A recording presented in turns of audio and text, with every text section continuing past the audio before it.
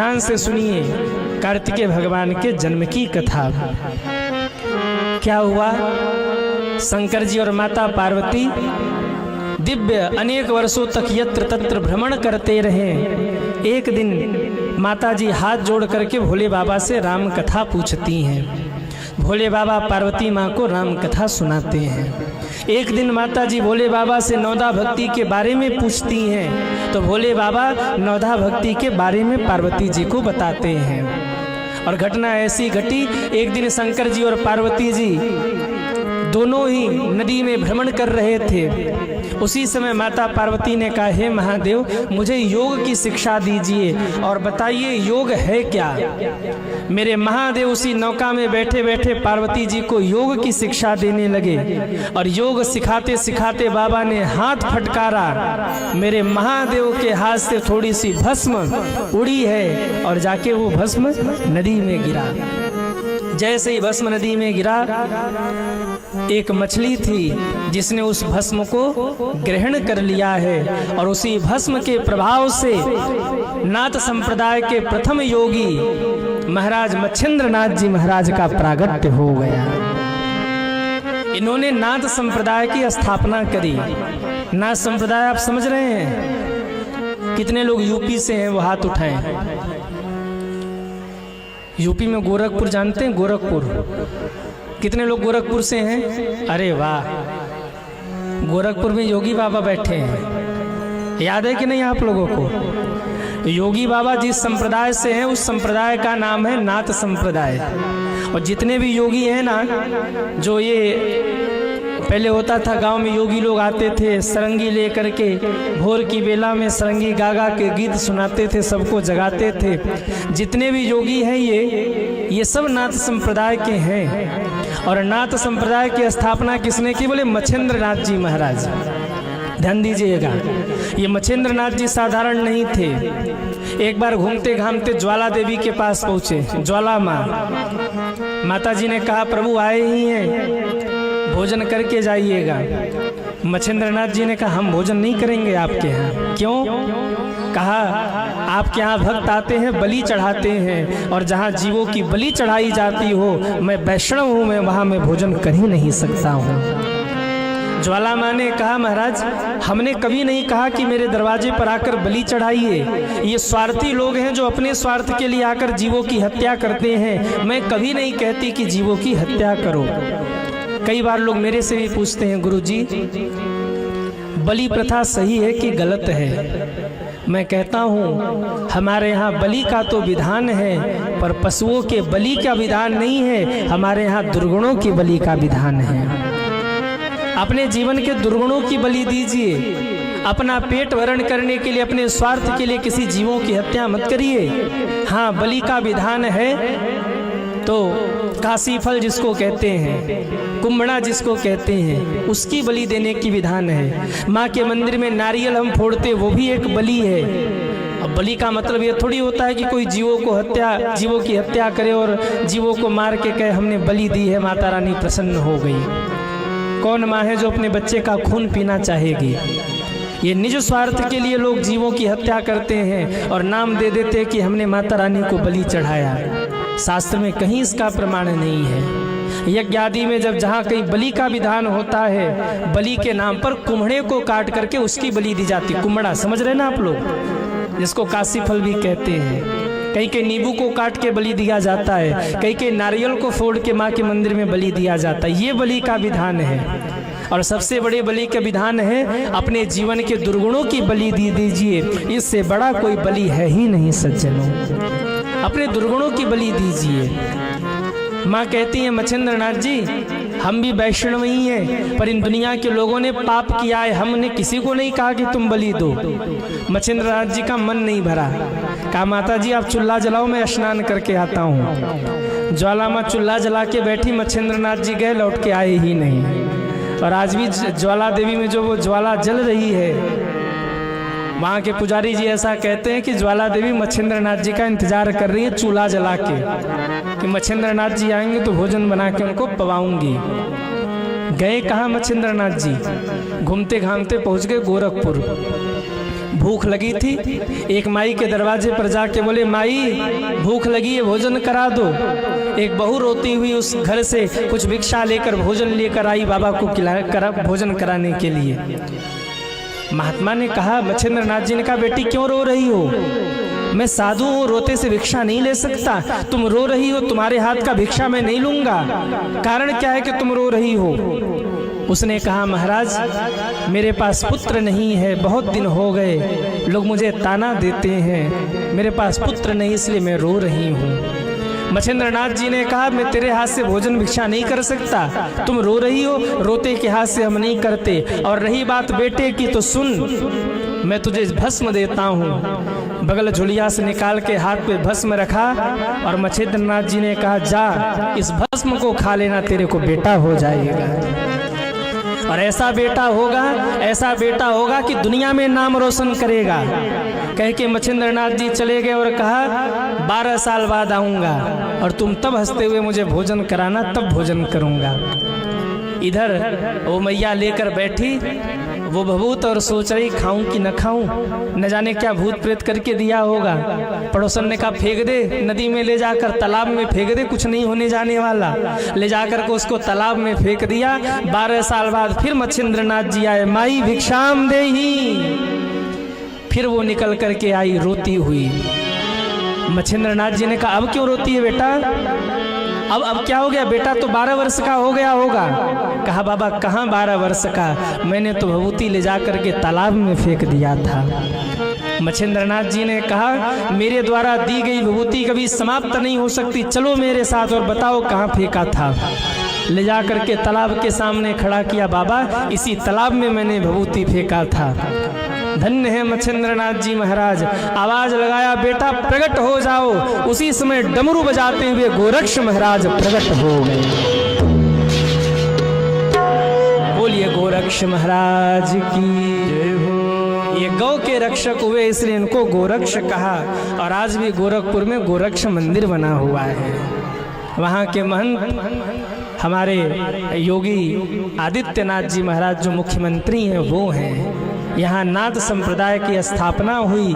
मच्छिंद्र नाथ जी महाराज और उनके द्वारा प्रकट किए गए गोरक्ष महाराज, ये दोनों ही शिव के अंश थे। सज्जनों, मेरे महादेव पार्वती को योग की शिक्षा देते हैं। और एक दिन शंकर जी और पार्वती जी एक गुफा में प्रवेश कर गए। 1 वर्ष बीत गए, कुछ पता ही नहीं लगा। देवताओं ने जाकर के ब्रह्मा जी को निवेदन किया, महाराज शंकर जी कहाँ हैं? ब्रह्मा जी ने कहा, चलो पता करते हैं। हे महादेव कृपा करिए, करुणा करिए।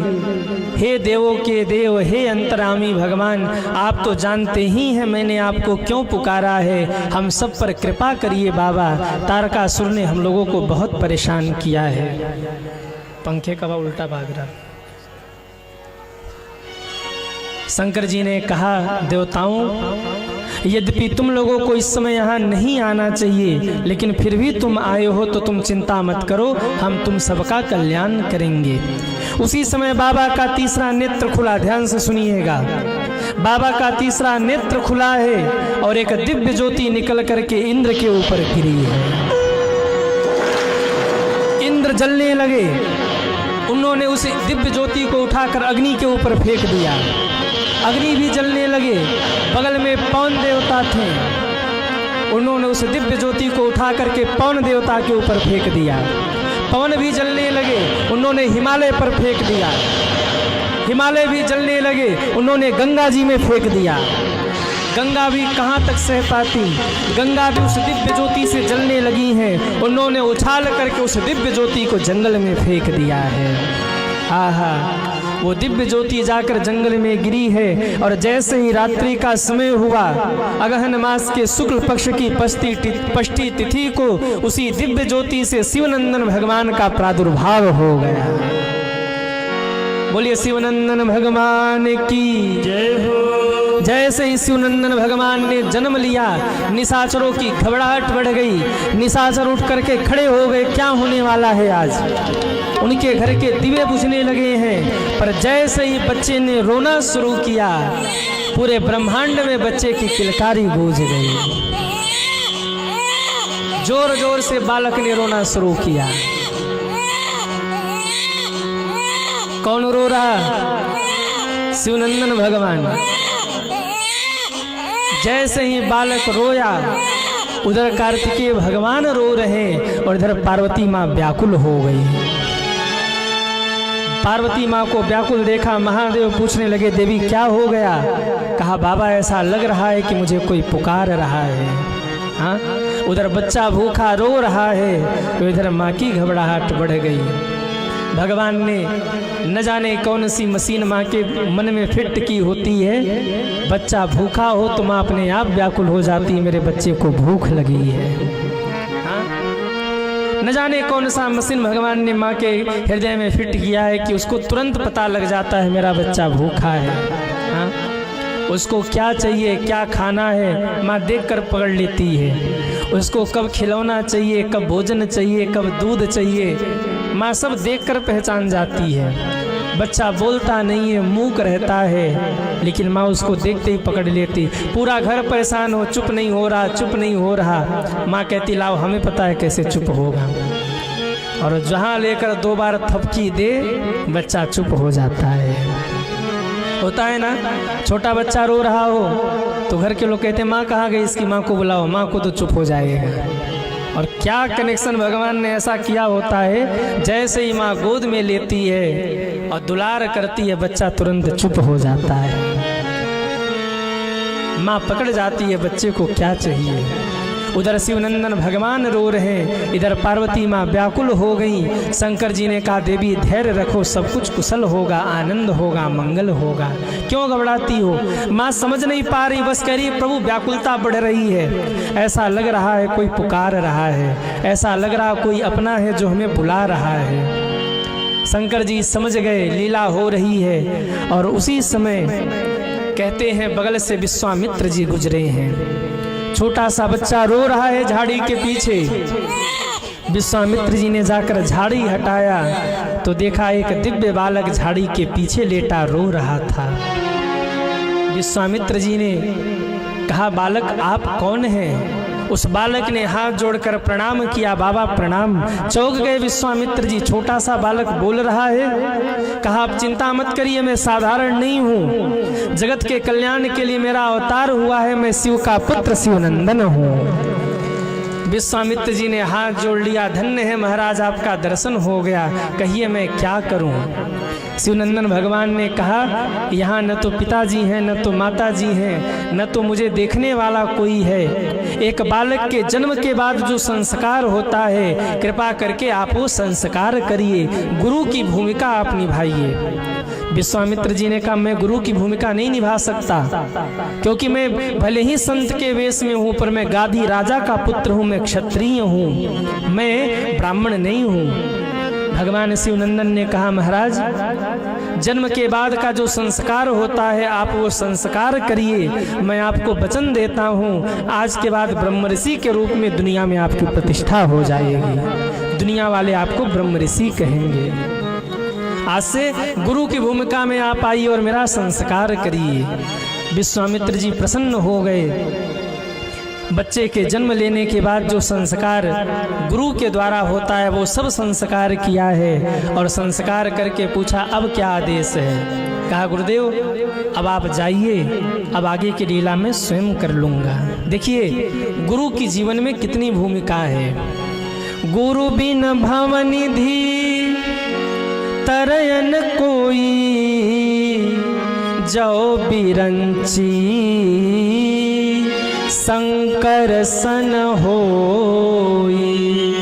भगवान की आवश्यकता पग पग पर है, भगवान की आवश्यकता युग युग में है, पर गुरु की आवश्यकता पग पग पर है। जिस पग पर गुरु का साथ न होगा वहीं पग हमारा गड्ढे में पड़ जाएगा, इसलिए गुरु की आवश्यकता पग पग पर है। सज्जनों ध्यान दीजिएगा, व्यक्ति का जन्म 2 बार होता है। मैं कई बार कहता हूँ, हर व्यक्ति का जन्म 2 बार होता है। एक बार जन्म होता है माता पिता के द्वारा और एक बार जन्म होता है गुरु के द्वारा। जब गुरु कान में गुरु मंत्र देकर दीक्षा देते हैं ना, तब वो शिष्य का दूसरा जन्म होता है। भगवान की डायरी में आपकी जन्म तिथि वो नोट नहीं होती जब से आपने धरती पर जन्म लिया। भगवान के डायरी में आपकी जन्म तिथि तब से नोट होती है जब से आपने गुरु मंत्र धारण करके भगवान का भजन शुरू किया। पिछली बार बहुत से भक्तों ने मंत्र दीक्षा लिया, मैंने एक ही बात कहा, मैं रहूं न रहूं, जो मैं आपको मंत्र दे रहा हूं ये मंत्र आपके साथ रहेगा और विश्वास रखिएगा वो उस मंत्र से ही आपका कल्याण होगा। या यहाँ जितने लोग बैठे जिन्होंने कहीं से भी दीक्षा ली हो, गुरु रहे न रहे, गुरु का मंत्र आपके साथ जरूर रहेगा। एक साल कहीं भी रहिए, एक दिन गुरु की सानिध्य लीजिए, कुछ समय के लिए गुरु के चरणों में बैठिए। जब आप गुरु के चरणों में बैठेंगे तो आपका अध्यात्म पुष्ट होगा, आपकी भक्ति पुष्ट होगी। जब आप गुरु के चरणों में बैठेंगे तो आपकी भक्ति बढ़ेगी। और गुरु मंत्र का मतलब केवल ये नहीं कि गुरु मंत्र ले लिया बस बात खत्म। गुरु मंत्र का मतलब ये होता है आपने मंत्र दीक्षा लिया तो मंत्र दीक्षा लेकर जितना हो सके उस मंत्र का जप करिए, वही गुरु की सेवा है, वही सच्ची दक्षिणा है आपकी। जितना हो सके आप उस मंत्र का जप करिए, क्योंकि जीवन तभी सार्थक होगा। एक सेठ जी थे, उनके पास एक महात्मा आए। महात्मा ने पूछा, महाराज आपके पास कितने बच्चे हैं? सेठ जी के पास 4 बच्चे थे, लेकिन कहा गुरुजी हमारे पास एक ही बेटा है। बड़ा आश्चर्य हुआ महात्मा को, बेटा 4 है और कहता एक, कोई बात नहीं। ये बताओ सेठ जी कितना कमाया जीवन में? सेठ जी ने करोड़ों कमाया था, पर कहा गुरुजी अभी तक 11,000 कमाया है। संत को बड़ा आश्चर्य हुआ, कहा कोई बात नहीं, बताइए सेठ जी आपकी उम्र कितनी है? सेठ जी की उम्र थी 55 साल। कितने साल कहिए? 55 साल। लेकिन सेठ जी ने कहा गुरुजी हमारी उम्र केवल 5 साल है। महात्मा को बड़ा आश्चर्य हुआ, कहा महाराज बेटे 4 हैं और कहते एक बेटा, कमाया करोड़ों और कहते 11,000 कमाया, उम्र 55 की और कहते 5 वर्ष की, ऐसा क्यों? सेठ जी ने कहा गुरुजी बच्चे तो 4 हैं पर 3 विदेश रहते हैं, कभी फोन भी नहीं करते, हाल चाल भी नहीं करते। एक ही मेरा बेटा है जो मेरे साथ रहता है। अरे जो विदेश चले गए, जो फोन भी नहीं करते, उनको मैं क्या जानूं कि वो मेरे बेटे हैं? मेरा तो एक ही बेटा है जो मेरे साथ रहता है और मेरी सेवा किया करता है, इसलिए एक बेटा है। बोले वाह, कमाया करोड़ों पर कहते हो 11,000 कमाया, क्यों? बोले महाराज कमाया तो करोड़ों, पर कहीं दुकान बनवाया, कहीं मकान बनवाया, कहीं बेटे का विवाह किया, कहीं बिटिया का विवाह किया।